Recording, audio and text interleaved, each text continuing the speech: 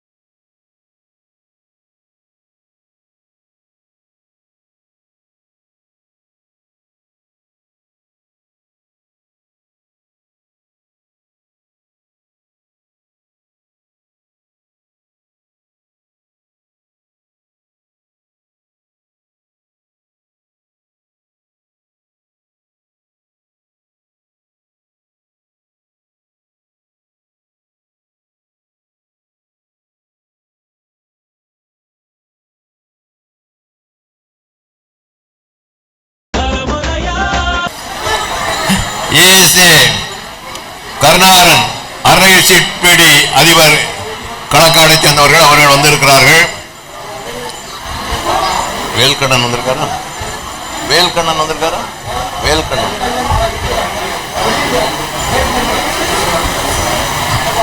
இன்று வாங்க வாங்க உட்காருங்க. வேல்கண்ணன் இங்கே வருகை தர இருக்கிறார்கள். அதே போல மும்பை வாழ் தொழிலதிபர் பிரதாப் சிங் அவர்களும் இன்றைய தினம் காலை உணவும் மதிய உணவும் கிட்டத்தட்ட ஒரு 3000-4000 பேருக்கு அவர்கள் வழங்கியிருப்பார்கள். அருமை தம்பி பால் உதயசூரியன் அவர்கள் கடந்த பல ஆண்டுகளாக இந்த 10ஆம் நாள் நிகழ்ச்சிக்கு அவர்கள்தான் அருமையான அன்னதானத்தை வழங்கி கொண்டிருக்கிறார்கள். நான் நேரடியாக வந்து சாப்பிடவில்லை என்றாலும் எனக்கு அந்த உணவை கொடுத்து அனுப்பியிருந்தார்கள். உணவு மிகவும் சிறப்பான முறையில் இருந்தது. அவர்களுக்கு எனது நன்றி கலந்த பாராட்டுகளை தெரிவித்துக் கொள்கிறேன். அதே போல MCK பொன்ராஜ் நாடார் அவர்கள் மும்பையில் இருந்து வர வேண்டியவர்கள் அவர்கள் இந்த நிகழ்ச்சிக்கு இன்று வர முடியாமல் போய்விட்டது. AS ஆர்மோ அவர்கள் தொழிலதிபர் ஸ்வீட்ஸ் அவர்கள் வருகை தந்திருக்கிறார்கள். அவர்களையும் வருக வருக என்று நான் வரவேற்க கடமைப்பட்டிருக்கிறேன். இந்த அருமையான நிகழ்ச்சிக்கு இங்கே நன்றி உரையாற்ற அருமை தம்பி வழக்கறிஞர் ஆர்வ பூபதி அவர்கள் வருகை தந்திருக்கிறார்கள். அவர்களையும் வருக வருக என்று வரவேற்க கடமைப்பட்டிருக்கிறேன். இந்த அருமையான நிகழ்ச்சியை அமெரிக்காவில் வாழக்கூடிய எனது அருமை தம்பி APP பாலகன் ஆறுமுகசாமி அவர்கள் ஏற்பாடு செய்திருக்கிறார்கள். அவர்களுக்கு விழா கமிட்டியின் சார்பாக நன்றி சொல்ல கடமைப்பட்டிருக்கிறேன். நீங்கள் எல்லாம் ஆவலோடு எதிர்பார்த்து கொண்டிருந்த திரைப்பட நடிகை சின்ன பாப்பா பெரிய பாப்பா புகழ் நளினி அவர்கள் இங்கே வருகை தந்திருக்கிறார்கள். அவர்களையும் வருக வருக என்று வரவேற்க கடமைப்பட்டிருக்கிறேன்.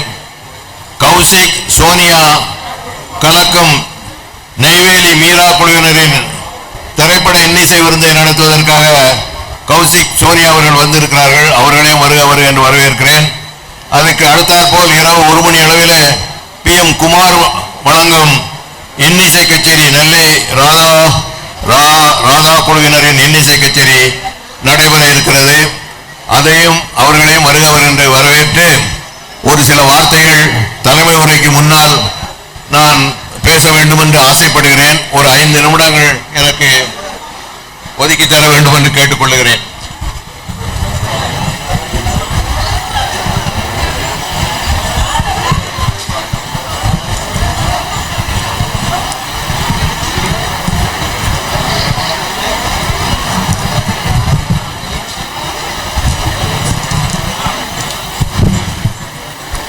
அருள்மிகு ஸ்ரீ முத்துமாலை அம்பாள் திருவிழாவில் நாம் எல்லாம் கலந்து கொண்டிருக்கிறோம்.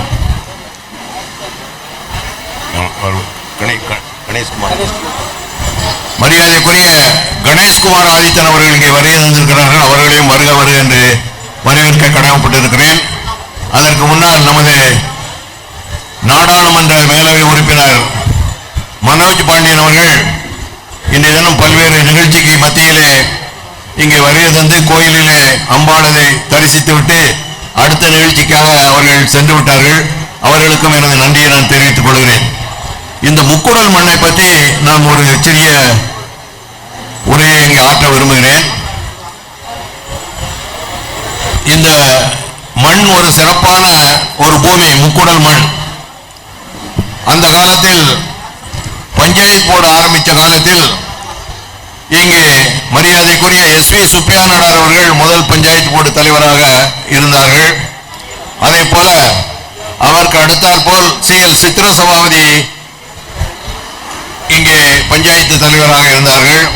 அதற்கு பின்னால் VR மாதவன் என்ற வெற்றி என்னுடைய சித்தப்பா அவர்கள் பஞ்சாயத்து தலைவராக இருந்தார்கள்.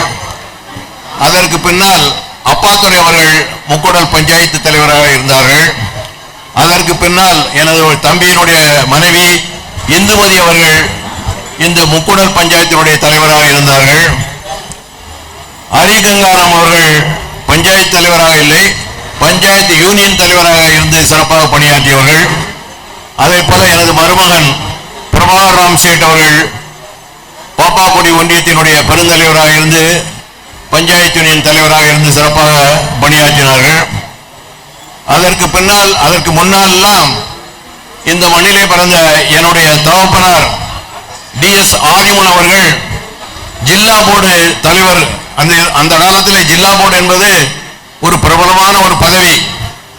அமைச்சர்களுக்கு கூட அந்த அளவுக்கு அதிகாரம் கிடையாது. அப்படிப்பட்ட ஒரு உயர்ந்த பதவியிலே என்னுடைய தந்தையார் அவர்கள் இங்கே நெல்லை மாவட்டம், அப்புறம் தூத்துக்குடி, நெல்லை எல்லாம் ஒரே மாவட்டமாக இருந்தது. அதனுடைய தலைவராக இருந்து சிறப்பான முறையிலே பணியாற்றினார்கள். அதற்கு பின்னால் 57ஆம் ஆண்டு கடையம் தொகுதி MLA-வாக இருந்து அவர்கள் பணியாற்றினார்கள். அதற்கு மத்தியிலே மரியாதைக்குரிய ராமகிருஷ்ணா பீடியினுடைய அதிபர் எனது சித்தப்பா மரியாதைக்குரிய AB பாலகன் அவர்கள் MLA-வாக, கடையம் தொகுதி MLA-ஆக இருந்து பணியாற்றினார்கள்.